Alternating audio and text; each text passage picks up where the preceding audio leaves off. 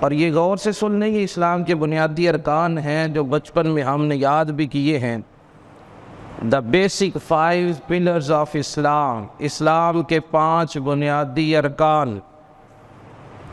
پہلا کیا ہے کہ تو شہادت دے کہ اللہ وحدہ لا شریک ہے اور محمد رسول اللہ صلی اللہ علیہ وسلم اس کے بندے اور اس کے رسول ہیں۔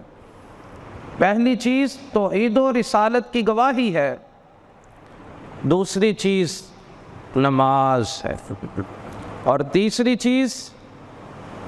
چیز زکوٰۃ ادا کرنا، چوتھی چیز بیت اللہ کا حج کرنا، اور پانچویں چیز جو ہے وہ رمضان کے روزے رکھنا ہے۔ کوئی شخص روزہ رکھے ہوئے ہے تو ہمیں کیا پتہ کہ اس کا روزہ ہے؟ ظاہری طور پہ تو نہیں نہ پتہ چلتا، ہمیں کیا پتہ کہ یہ ایمان والا ہے، یہ روزہ رکھے ہوئے ہے۔ اسی طرح اگر کوئی اللہ کے راستے میں زکوٰۃ دیتا ہے تو زکوٰۃ کا تو حکم ہی یہ ہے کہ چھپ چھپا کے دو، ایسے ادا کرو کہ دایاں ہاتھ دیتا ہے تو بائیں کو پتہ ہی نہ چلے، چھپ چھپا کے۔ پھر اسی طرح اگر کوئی توحید و رسالت کی گواہی دیتا ہے تو وہ تصدیق بالقلب کرتا ہے، زبان سے کہہ دیتا ہے، ہمیں کیا پتہ کہ یہ حقیقت میں ایسا ہے کہ نہیں ہے۔ پھر حج کی عبادت کرنا یہ تو ویسے ہی صاحب استطاعت پہ فرض ہوگا۔ نماز ایک ایسی عبادت ہے کہ اقرار باللسان و تصدیق بالقلب، یعنی انسان توحید و رسالت کی جب گواہی دیتا ہے اپنی زبان سے تو اس کو عملی طور پر اگر ظاہر کرنا ہے تو پھر وہ نماز پڑھے گا تو پتہ چلے گا یہ ایمان والا ہے، یہ ایمان والا ہے۔ اور نبی کریم صلی اللہ علیہ وسلم نے حدیث پاک میں ارشاد فرما دیا، میرے آقا کریم صلی اللہ علیہ وسلم ارشاد فرماتے ہیں کہ مومن مسلمان اور کافر کے درمیان جو بنیادی فرق ہے وہ نماز کا فرق ہے۔ مومن اور کافر کے درمیان جو بنیادی فرق ہے وہ نماز کا فرق ہے۔ اور قرآن مجید میں بھی ارشاد فرما دیا گیا کہ نماز قائم کرو اور مشرکین جیسا نہ عمل کرو یا مشرکین میں سے نہ ہو جاؤ۔ گویا کہ پتہ چلا کہ اگر میں اور آپ اپنے ایمان کی گواہی اپنے عمل سے دینا چاہتے ہیں، اگر عملی لحاظ سے یہ دکھانا چاہتے ہیں کہ ہم ایمان والے ہیں، تو پھر اللہ کے حضور سر بسجود ہونا پڑے گا، پھر اللہ کے حضور اس کی بارگاہ میں حاضری دینی ہوگی، پھر وہ 5 وقتہ نماز، اور کتنی عظمتوں والی یہ عبادت ہے کہ دیکھیں جتنی بھی عبادات فرض ہوئی ہیں ان کی فرضیت کی آیات حضرت جبریل امین اللہ کی بارگاہ سے لے کر کے آئے، مدینہ طیبہ کی سرزمین ہے، حضور کی بارگاہ میں پیش کر دی گئی، یعنی ان کا حکم جبریل امین کے ذریعے دیا گیا ہے جتنی بھی عبادات فرض کی گئی۔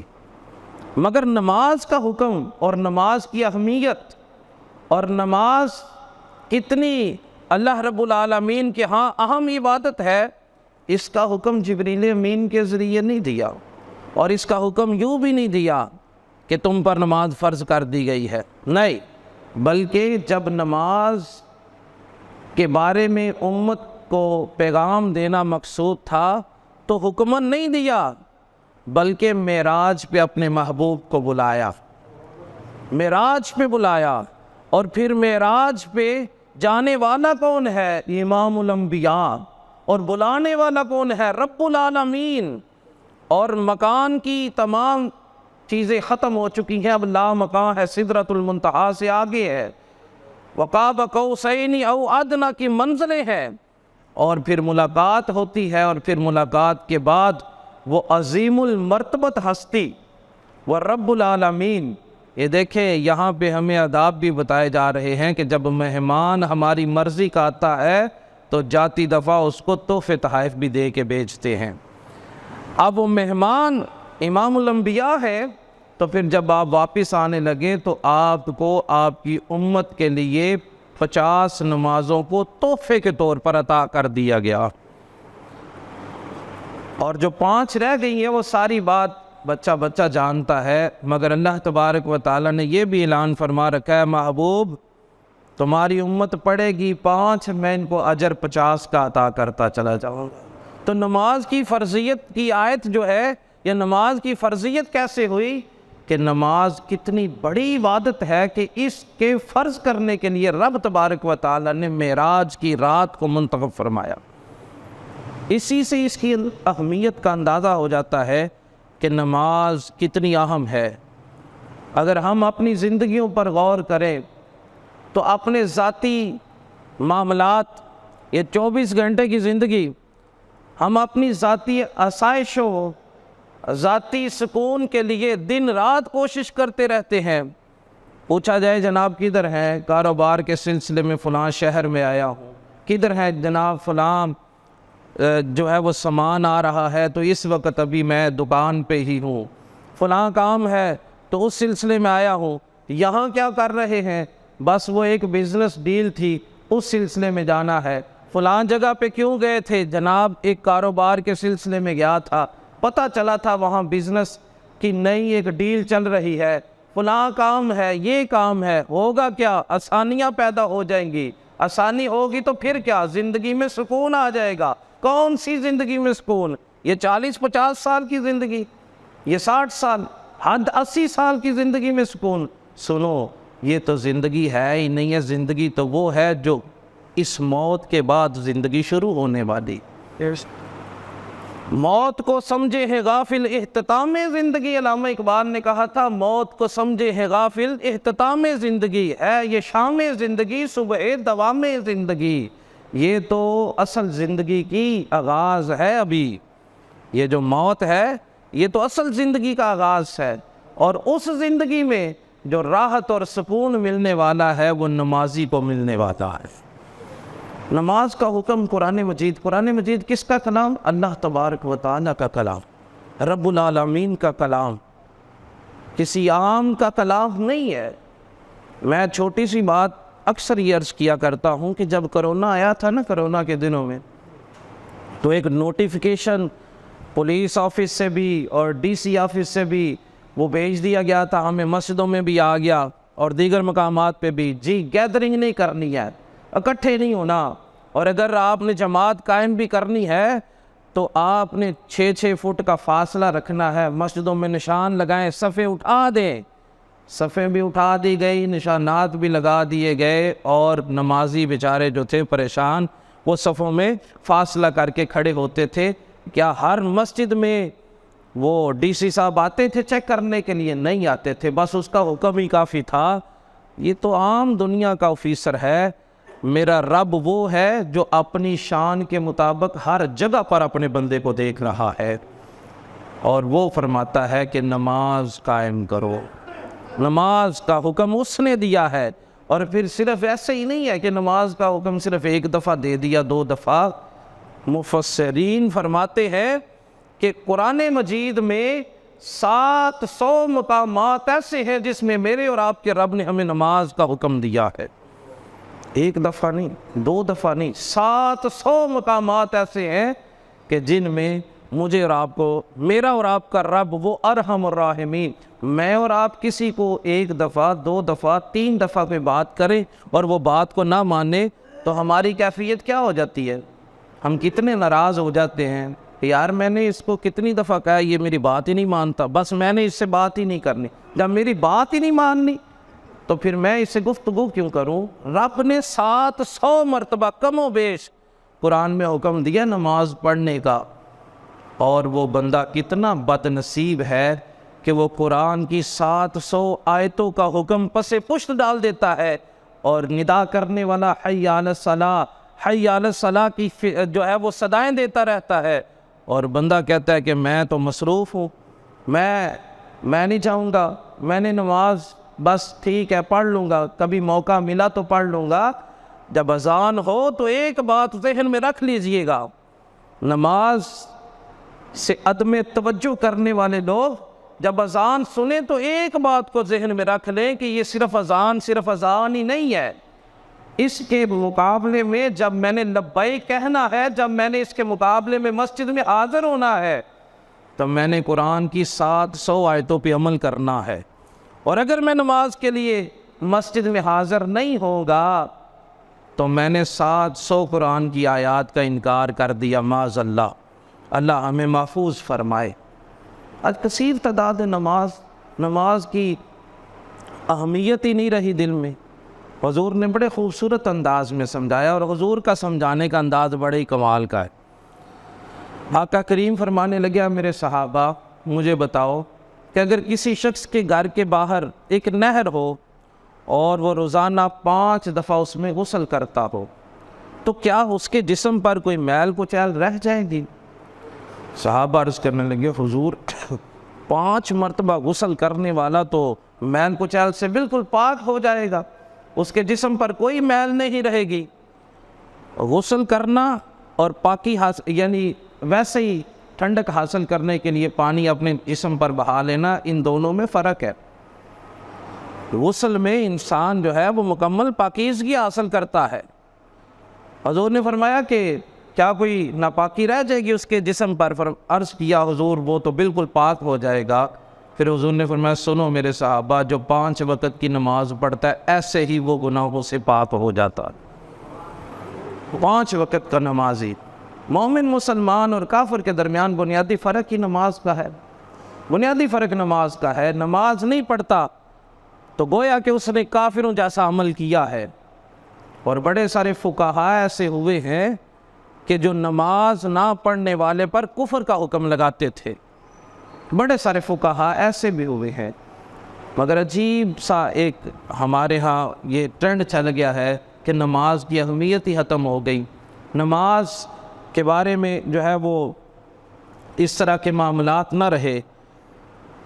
اللہ رب العالمین نے قرآن مجید میں ایک مقام پہ ارشاد فرمایا، من اعرض عن ذکری فإنا لہ معیشۃ ضنکا، جس نے ہمارے ذکر سے اعراض کیا ہم دنیا کی زندگی اس پر تنگ کر دیں گے، ہم دنیا کی زندگی اس پر تنگ کر دیں گے۔ اس سے مراد کیا ہے کہ جو بندہ ہمارے ذکر یعنی نماز سے اعراض کرتا ہے، نماز نہیں ادا کرتا، نماز کی طرف نہیں آتا، اس کی زندگی میں نماز کی اہمیت کوئی نہیں ہے، وہ اس کی زندگی بے نمازی کی زندگی ہے، تو پھر سنو قرآن نے بڑے سخت الفاظ ارشاد فرمائے۔ قرآن کہتا ہے کہ لہو معیشۃ ضنکا، ہم اس کی دنیا کی زندگی جو ہے، اس کی معیشت جو ہے اس کو تنگ کر دیں گے۔ اور اسی آیت کا دوسرا حصہ ہے کہ اس کو کل بروز قیامت اندھا کر کے اٹھایا جائے گا۔ آج اگر ایک شخص نماز نہیں پڑھتا نا اور اس کے پاس مال زیادہ ہے، وہ امیر اور کبیر ہے، بڑا مالدار ہے، تو وہ سمجھ رہا ہے کہ دیکھو قرآن کی آیت تو کہتی ہے دنیا کی زندگی تنگ کر دیں گے، میری تو زندگی بڑی وسیع ہے۔ وہ سن لے کہ یہ جو جتنا کچھ بھی ہے نا، یہ پانی کے اوپر بلبلے کی طرح ہے، یہ ریت کا بنا ہوا محل ہے، جب بھی ذرا برابر بھی ہوا چلی تو یہ بلبلہ بھی پھٹ جائے گا اور یہ ریت پہ بنا ہوا محل بھی ختم ہو جائے گا۔ اور سن لو، لاکھوں کروڑوں کما لینا کوئی بڑی بات نہیں ہے۔ رب تبارک و تعالی جو ہے وہ ہزاروں اور سینکڑوں کمانے والوں میں کو اتنی برکت عطا فرما دیتا ہے، ہوں وہ حلال کے، ہوں وہ نماز پڑھنے والے کے، تو پھر اس تھوڑی سی کمائی میں اتنی برکت ہوتی ہے کہ رب تبارک و تعالی اس کی عمر میں بھی برکت عطا فرماتا ہے، وہ تھوڑی سی عمر میں حج و عمرہ بھی کر لیتا ہے، ماں باپ کو بھی راضی کر لیتا ہے، اولاد کو بھی مقام تک پہنچا لیتا ہے، اولاد کا بھی نکاح کر لیتا ہے اچھے انداز میں، اولاد کے لیے اچھا ورثہ بھی چھوڑ جاتا ہے۔ رب اس کی تھوڑی سی عمر میں بھی اتنی برکت عطا فرما دیتا ہے، اور تم کروڑوں کی باتیں کرتے ہو۔ یہ ظاہراً جو ہے تمہارے پاس اگر مال زیادہ ہے، مگر پھر بھی تمہاری دنیا کی زندگی تنگ ہے تو اوپر کس کی؟ جو بے نمازی ہے۔ بے نمازی شخص کی زندگی میں بے برکتی ہوتی ہے۔ زندگی آمد برائے بندگی، بے بندگی شرمندگی، شرمندگی۔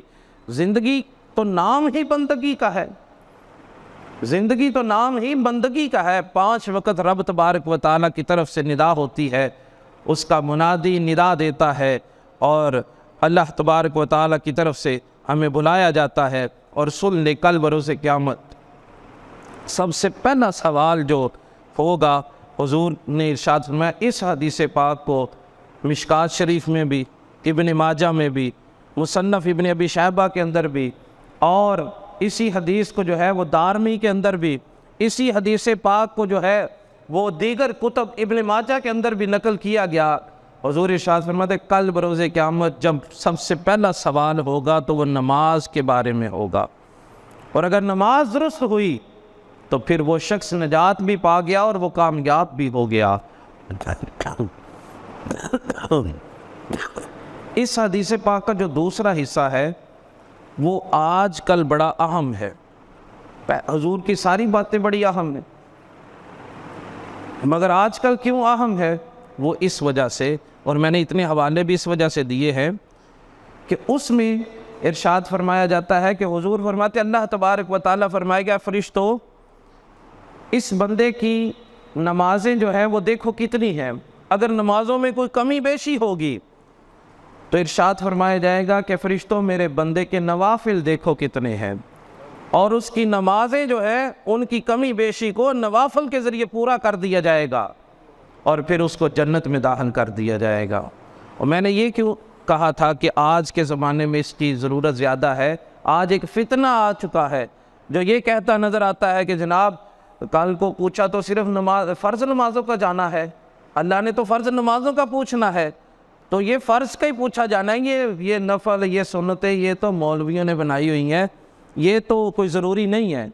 سنیں رب تبارک و تعالیٰ نے ارشاد فرمایا فرشتوں دیکھو میرے بندے کے نامہ اعمال میں نوافل ہیں، کس وجہ سے کہ اس کے فرائض میں جو کمی بیشی رہ گئی ہے، اس کے فرضوں میں جو کمی بیشی رہ گئی ہے۔ کوئی بندہ ہے جو دعویٰ کر سکتا ہے کہ میں نماز فرض جو ہے وہ ویسے پڑھتا ہوں جیسے پڑھنے کا حق ہے؟ کمیاں کوتاہیاں رہ جاتی ہیں، غلطی کوتاہی ہو جاتی ہے، دل ہے منقلب ہوتا رہتا ہے، پتہ نہیں کہاں سے کہاں چلے جاتے ہیں نماز کے دوران، کمی کوتاہی رہ جاتی ہے۔ کس کی عبادت جو ہے، کس کی نماز بڑی جو ہے وہ کما حق ہو ہے؟ نہیں، کمی کوتاہی رہ جاتی ہے۔ پھر حدیث پاک میں فرمایا گیا کہ فرشتوں سے فرمایا جاتا ہے میرے فرشتوں اس کی نامہ اعمال میں دیکھو کیا نوافل ہیں، تو جب نوافل نکلتے ہیں تو اس کی نوافل کے ذریعے نماز کو مکمل کر کے اس کو نجات اور کامیابی عطا کر دی جاتی۔ پتہ چلا کہ نوافل بھی ضروری ہے، سنتیں بھی ضروری ہیں، اور سنتیں کتنی ضروری ہیں؟ میرے آقا کریم صلی اللہ علیہ وسلم نے ارشاد فرمایا کہ جس نے میری سنت سے اعراض کیا، جس نے میری سنت سے منہ موڑ لیا، وہ ہم میں سے نہیں ہے، لیس منی، وہ تو ہمارا ہے ہی نہیں، اور جس نے میری سنت سے محبت کی وہ جنت میں میرے ساتھ ہوگا، وہ جنت میں میرے ساتھ ہوگا۔ آج سنت پڑھنے کی ضرورت کوئی نہیں ہے، نہیں جی بس ٹھیک ہے آپ فرض پڑھ لیا کر، نہیں ایسا نہیں۔ حضور نے فرمایا صلو کما رأیتمونی اصلی، نماز ایسے پڑھا کرو جیسے مجھے پڑھتے دیکھتے ہو، اور حضور تو ساتھ ساتھ سارا کچھ پڑھا کرتے تھے، اسی وجہ سے تو وہ سنتیں بنی ہیں، اسی وجہ سے تو وہ نوافل بنے ہیں۔ اور نماز کتنی خوبصورت عبادت ہے۔ نماز کے بارے میں ایک تو یہ بھی حدیث پاک ہے، اور ایک حدیث پاک فرمایا گیا کہ کل بروز قیامت بنی آدم اللہ رب العالمین کے حضور جب حاضر ہوگا تو اپنے پاؤں اس وقت تک نہیں ہلا سکے گا جب تک کہ 5 سوالوں کے جواب نہ دے لے۔ وہ 5 سوال کیا ہے؟ پہلا سوال یہ ہے کہ عمر کن کاموں میں گزاری ہے؟ زندگی تجھے عطا کی تھی، تجھے سانسوں کی امانت دی تھی، تو 60 سال کے سانس ہم سے لے کے آیا تھا، ہم نے 60 سال 70 سال 50 سال کیے، سانس کی امانت تجھے دی تھی، بتا وہ کن کاموں میں گزار کے آیا ہے؟ کیا کرتا رہا؟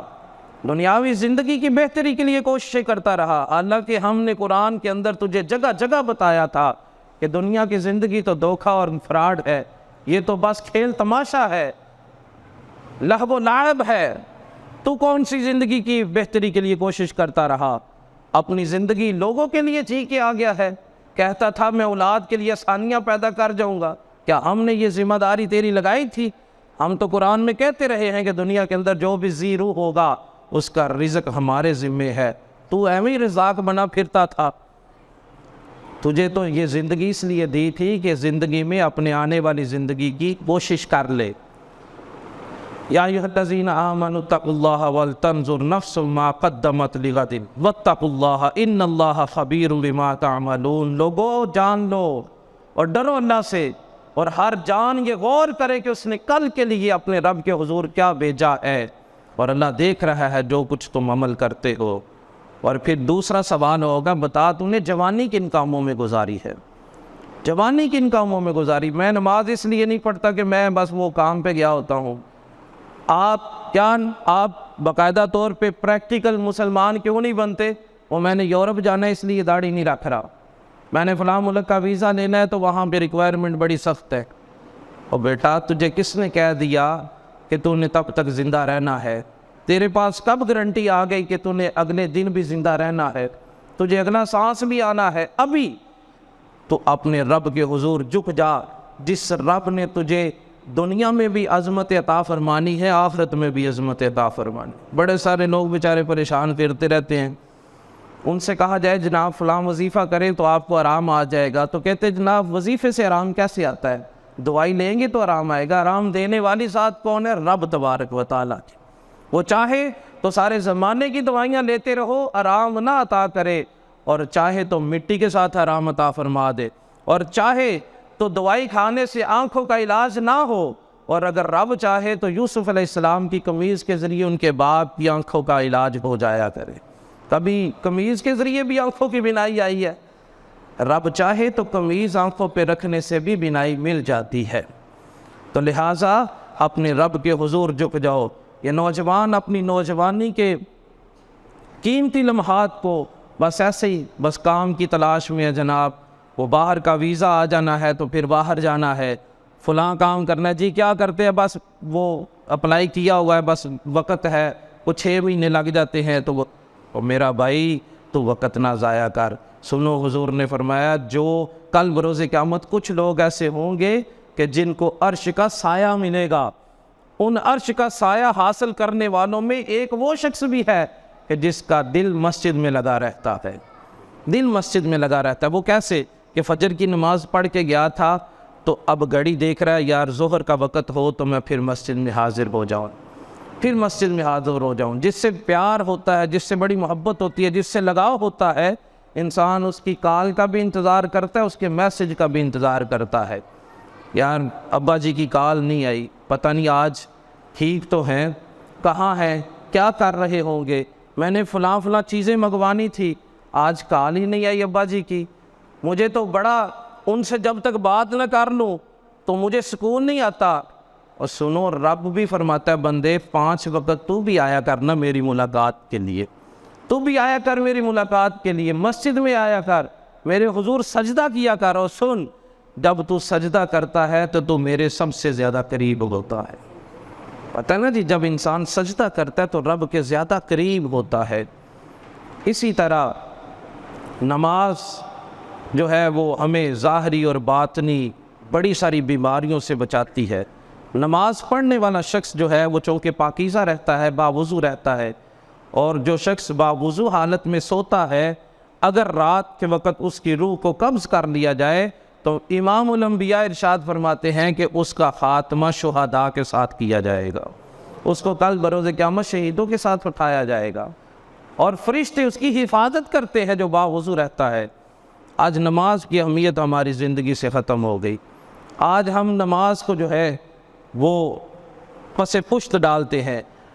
نوجوان سے سوال ہوگا کہ تو نے جوانی کن کاموں میں گزاری، اور پھر تیسرا سوال کیا ہوگا کہ تجھے جتنا علم تھا اس پر کہاں تک عمل کیا ہے۔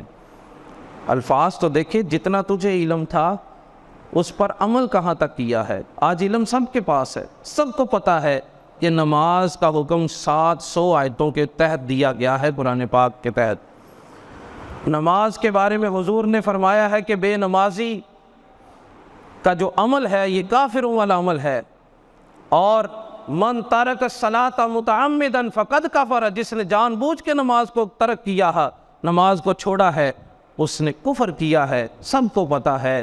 پوچھا جائے گا ہاں تجھے علم تو تھا، بتا اس کے مطابق عمل کیا ہے؟ روز محشر کے جاں گداز بود، اول پرسش نماز بود۔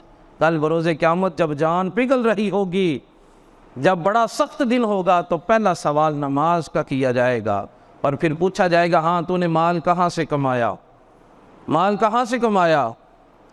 اب یہاں پہ بھی بڑے سارے لوگ پھنس جائیں گے، اللہ تعالی ہمیں معاف فرمائے۔ اور کچھ لوگ جنہوں نے صحیح کمایا ہوا ہے وہ دوسرے سوال پہ پھنس جائیں گے، وہ کیا؟ اچھا ٹھیک ہے، یہاں سے کمایا، اب بتا خرچ کہاں کیا تھا، خرچ کہاں کیا؟ فضولیات میں خرچ کرتا رہا ہے، فضول کاموں میں خرچ کیا ہے، تو وہاں سے پکڑ ہو جائے گی۔ تو دیکھیں کل بروز قیامت کا یہ منظر جو ہے اس کو اپنے سامنے مد نظر رکھے تو پھر نماز کی اہمیت اور نماز کے ساتھ رغبت پیدا ہوگی۔ اور ایک اور ایسا منظر میں آپ کے سامنے رکھتا ہوں کہ کل بروز قیامت سورہ مدثر کی آیت نمبر 40 سے آگے جو ہے وہ یہی سارا مضمون ہے۔ کل بروز قیامت جب جنتی جنت میں چلے جائیں گے اور دوزخ والوں کو دوزخ میں بھیج دیا جائے گا، اور سورہ مدثر کی آیت نمبر 40 سے آگے اگر آپ پڑھ کے دیکھیں تو یہ سارا منظر آپ کو یاد آ جائے گا۔ اور جب بھی قرآن پڑھا کریں یوں پڑھا کریں کہ جیسے یہ قرآن میرے لیے نازل ہوا ہے، یہ قرآن میرے اوپر نازل ہو رہا ہے۔ علامہ اقبال کہتے ہیں نا کہ قرآن ایسے اس انداز میں پڑھو، قرآن مجید جو ہے کہ اگر تم چاہتے ہو کہ قرآن سے ہدایت ملے تو پھر اس انداز میں پڑھا کرو کہ جیسے قرآن تمہارے ضمیر پر اتر رہا ہے۔ اور اگر ایسے نہیں پڑھو گے تو پھر چاہے امام رازی کی، امام کشاف کی تفسیریں پڑھتے رہو، پھر تمہیں فائدہ نہیں ہونے والا۔ تو پھر وہ جنت والے جہنمیوں سے پوچھیں گے، دوزخ والوں سے پوچھیں گے کہ تمہیں کون سی چیز جو ہے وہ جہنم میں لے آئی۔ قرآن کے الفاظ یہ ہیں ما سلککم فی سقر، تمہیں جہنم کی طرف، دوزخ کی طرف کون سی چیز لے آئی؟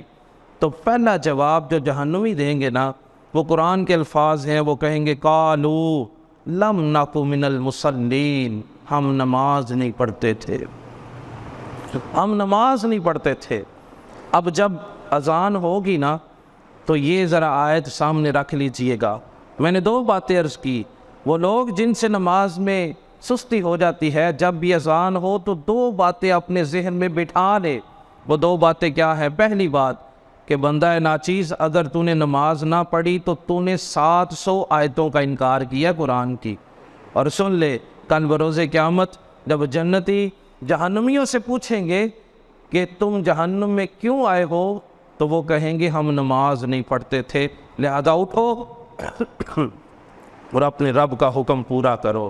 اور نماز کے جو ویسے جسمانی فوائد ہیں وہ آج کل آپ کو ہر پارک میں یوگا کرتے ہوئے لوگ ملیں گے۔ ہمارے بھی کچھ بزرگ جاتے ہوں گے، جی کہاں جاتے ہیں؟ جی یوگا کرنے جاتے ہیں۔ سن لے سب سے بہترین یوگا کی جو قسم ہے وہ نماز ہے، میڈیٹیشن اس کو کہا جاتا ہے۔ اور یوگا کرنے والے کہتے ہیں کہ یوگا کے اندر ہر مرض کا علاج، ہر مرض کا علاج یوگا کے اندر ہے۔ جگر خراب ہے یوگا کرو، جگر ٹھیک ہو جائے گا۔ آپ کے اندر اوور تھنکنگ ہے، زیادہ سوچتے ہو، منفی سوچتے ہو، یوگا کرو، اوور تھنکنگ ختم ہو جائے گی۔ میں کہتا ہوں نماز پڑھ کے دیکھو، یہ ساری بیماریاں نماز کے ذریعے بھی ٹھیک ہو سکتی، کیونکہ حضور نے فرمایا، حضرت ابو ہریرہ رضی اللہ تعالیٰ عنہ حاضر ہوئے، حضور نے فرمایا اٹھو نماز پڑھو، اللہ تبارک و تعالیٰ نے نماز میں شفا رکھ دی ہے۔ اللہ ہمیں نماز پڑھنے کی توفیق عطا فرمائے، اپنی زندگی کو نمازی زندگی بنائے۔ نمازی بندہ جو ہے وقت کا پابند ہوتا ہے، نمازی بندے کی بات میں وزن ہوتا ہے، نمازی بندے کی زندگی میں جو ہے وہ برکت ہوتی ہے، نمازی بندے کی اولاد جو ہے وہ اس کے لیے نفع بخش ہوتی ہے، نمازی بندے کی قبر سے خوشبوئیں اٹھتی ہے، نمازی بندہ دنیا میں بھی کامیاب ہوتا ہے، آخرت میں بھی کامیاب ہوتا ہے۔ اللہ ہمیں نماز کی حفاظت کرنے کی توفیق عطا فرمائے۔